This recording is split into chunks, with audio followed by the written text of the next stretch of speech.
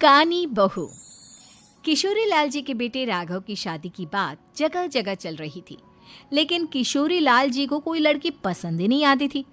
और उसकी एक ही वजह थी, किशोरी लाल जी का लालची होना। उनको लड़की वालों से मोटा दहेज चाहिए था और इसी चक्कर में एक दिन वो एक बहुत पैसे वाले के घर अपने बेटे का रिश्ता लेकर पहुंचे। उस आदमी का नाम था ओम प्रकाश। देखे किशोरी लाल जी, मेरी एक ही बेटी है और मेरी सारी संपत्ति जायदाद सब कुछ मेरी बेटी नैना का ही है। पापा, नाम से लगता है बहुत खूबसूरत होगी। कितना अच्छा नाम है ना, नैना। ओ, वैसे बात तो सही है आपकी।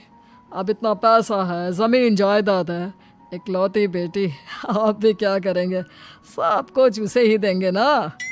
बिल्कुल ठीक पहचाना आपने। बस बेटी की शादी और सारी जायदाद उसके नाम। पापा, बिना देखे हाँ कर दीजिए ना।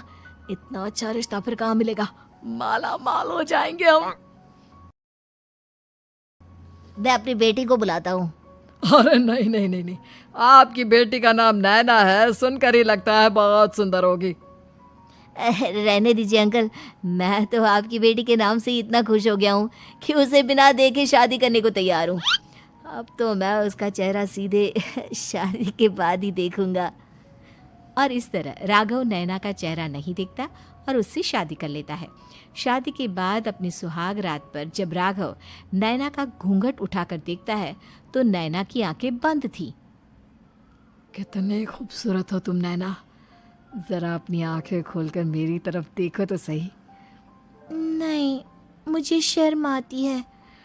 अरे, मैंने तुम्हें शादी से पहले भी नहीं देखा, और अब अगर तुम आंखें खोलकर मुझे देखोगी भी नहीं तो मुझे अच्छा कैसे लगेगा? इससे पहले कि नैना अपनी आंखें खोलकर राघव की तरफ देखती, अचानक से लाइट चली गई और राघव नैना को पूरी तरह से देख भी नहीं पाया। अगली सुबह नैना राघव के लिए नाश्ता बनाकर लेकर आई। अरे ये क्या, आधा पराठा सीका हुआ है और आधा बिल्कुल कच्चा। ये तुमने क्या किया नैना? बहू, तुमने क्या आधा पराठा तवे से नीचे लटका कर रखा था, जो आधा सिका है और आधा कच्चा? मुझे जितना दिखेगा उतना ही तो सीखूंगी ना पापा जी। जहाँ जहाँ मुझे नजर आ रहा था वहाँ मैंने सीख लिया, जहाँ जहाँ नहीं दिखा वहाँ कच्चा रह गया होगा। इसका क्या मतलब है? ये कैसा मजाक कर रही है तुम? अरे बहू, तुमने इतना लंबा घूंघट क्यों लगाया हुआ है? देखो, हमारे घर में बहुओं को बेटी की तरह रखा जाता है, और फिर तुम तो इतना सारा माल लेकर आई हो। देखो, ये घूंघट डालकर रखने की कोई ज़रूरत नहीं है। हाँ नैना, पापा जी ठीक कह रहे हैं, तुम तो आराम से रहो, अपना ही घर समझो। नैना अचानक से अपना घूंघट उठा लेती है। अरे ये क्या पापा, नैना की तो एक आंख फूटी हुई है। नाम से नैना, लेकिन ये तो कानी बहू निकली। मेरे साथ धोखा हुआ है, धोखा। बिना दिखाए अपनी कानी लड़की मेरे संग ब्याह दी। मुझे कानी बीवी नहीं चाहिए। मुझे अभी ओम प्रकाश जी से बात करनी पड़ेगी। आखिर उन्होंने मेरे साथ ऐसा किया क्यों? अरे, आप लोगों ने ही तो पापा से कहा था कि आप लोग शादी से पहले मुझे देखना नहीं चाहते। अब मेरे पापा पर क्यों इल्जाम लगा रहे हैं? अरे लेकिन उन्हें बताना तो चाहिए था ना कि तुम कानी हो, एक आंख से तुम्हें दिखाई नहीं देता। किशोरी लाल और राघव नाराज होकर ओम प्रकाश को अपने घर बुलाते हैं। पापा जी, ये आपने क्या किया? शादी से पहले बताया क्यों नहीं कि नैना की आंखों में परेशानी है? अरे, आप ही ने तो लड़की देखने से मना कर दिया था। अरे लेकिन आप बता तो सकते थे। आपको तो हमारी बेटी की प्रॉपर्टी चाहिए थी, वो भी पूरी की पूरी। अब क्या हुआ अगर उसे आधा दिखाई देता है? प्रॉपर्टी तो आपको पूरी मिल गई ना। अरे ये क्या बात हुई? मेरी शादी प्रॉपर्टी से नहीं, आपकी बेटी से हुई है। अब ये तो पहले सोचना चाहिए था, तब तो मेरी प्रॉपर्टी देखकर तुम्हारी जुबान लप लपा रही थी। लेकिन मैं कानी लड़की को अपनी बीवी बनाकर नहीं रख सकता। पापा, कुछ करिए ना आप। हाँ, करता हूँ। देखिए ओम प्रकाश जी, आप हमारे साथ ऐसा नहीं कर सकते। और तुम देखो, अगर तुमने मेरी बेटी से शादी तोड़ी ना, तो जो भी प्रॉपर्टी मैंने तुम्हें दी है वो तो पूरी की पूरी वापस ले ही लूँगा, और आधी प्रॉपर्टी तुम्हारी भी लूँगा। अरे मेरी आधी प्रॉपर्टी भला क्यों लेंगे आप? इसलिए क्योंकि मेरी बेटी को आधा नजर आता है और उसकी नज़र अभी तक तुम्हारी आधी जायदाद पर ही पड़ी है। अब तुम उसे घर से निकालोगे तो कुछ तो लेकर जाएगी ना। और अगर हम आपकी बेटी को अपने घर की बहू बना कर रखे तो?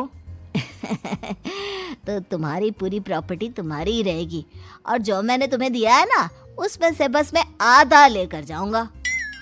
अरे लेकिन अब आप अपनी दी हुई प्रॉपर्टी में से आधी वापस क्यों लेकर जाएंगे? अगर मैं आपकी बेटी को अपनी पत्नी बनाकर रखने को तैयार हूं तो? इसलिए ताकि भविष्य में अगर तुम मेरी बेटी को धोखा दो तो उसके पास कुछ तो रहे जो पति का हो। वैसे मेरे पास तो बहुत कुछ है, लेकिन अपने पति की कोई निशानी तो उसके पास होनी चाहिए ना। अब अगर तुमने मेरी बेटी को कानी कहा तो तुम्हें प्रॉपर्टी भी कानी ही मिलेगी, पूरी नहीं। जमाए राजा। किशोरी लाल और राघव समझ चुके थे कि वो बुरी तरह फंस चुके हैं और अब उनके पास वहां से निकलने का कोई चारा नहीं है। अब समझ में आया ना, लालच बुरी बला होती है। एक तो तुम्हें प्रॉपर्टी मिली, ऊपर से बीवी मिली, उसमें तुम्हें नखरे भी दिखाने हैं। आए बड़े, चुपचाप बैठो दोनों। कुछ दिनों के बाद नैना राघव की कार लेकर बाजार घूमने निकलती है और जब कार लेकर वापस आती है, ये क्या? एक तरफ से मेरी गाड़ी पूरी खराब हो चुकी है। लगता है तुमने मेरी गाड़ी को किसी दूसरी गाड़ी के साथ एक्सीडेंट किया है। अरे अरे कितना बड़ा नुकसान कर दिया तुमने बहू। वो क्या है ना पापा जी, मुझे एक आंख से दिखाई नहीं दे रहा था, सामने से गाड़ी आ रही थी। मुझे तो सिर्फ आधा ही दिखाई दिया और वो गाड़ी मेरी कार से रगड़ते हुए निकल गई। अब मैं क्या करूं बताओ? आप इसे ठीक कराने के पैसे कौन देगा? तुम्हारे पापा? तुमने मुझसे इस तरह से बात की? अभी रुको। नैना राघव की शिकायत ओम प्रकाश को कर देती है। देखो राघव, अब जो मेरी आधी प्रॉपर्टी तुम्हारे पास थी ना, उसमें से आधी और मैं लेकर जाऊंगा, क्योंकि तुमने मेरी बेटी को डांटा। अरे नहीं नहीं पापा जी, गलती हो गई, माफ कर दो। गलती की तो कोई गुंजाइश ही नहीं। अगली बार मेरी बेटी को डांटा तो बची हुई आधी में से आधी और ले जाऊंगा। लालच के चक्कर में हम दोनों ने बहुत बड़ी गलती कर दी बेटा। एक तो तुम्हें कानी बहू मिली और ऊपर से जो माल मिला वो भी काना। इस तरह राघव की हर एक गलती पर ओम प्रकाश उसकी प्रॉपर्टी का आधा आधा हिस्सा लेकर अपना सारा माल वापस ले गया और राघव को कानी बीवी से काम चलाना पड़ा। भाई लालच वाकई में बुरी बला है।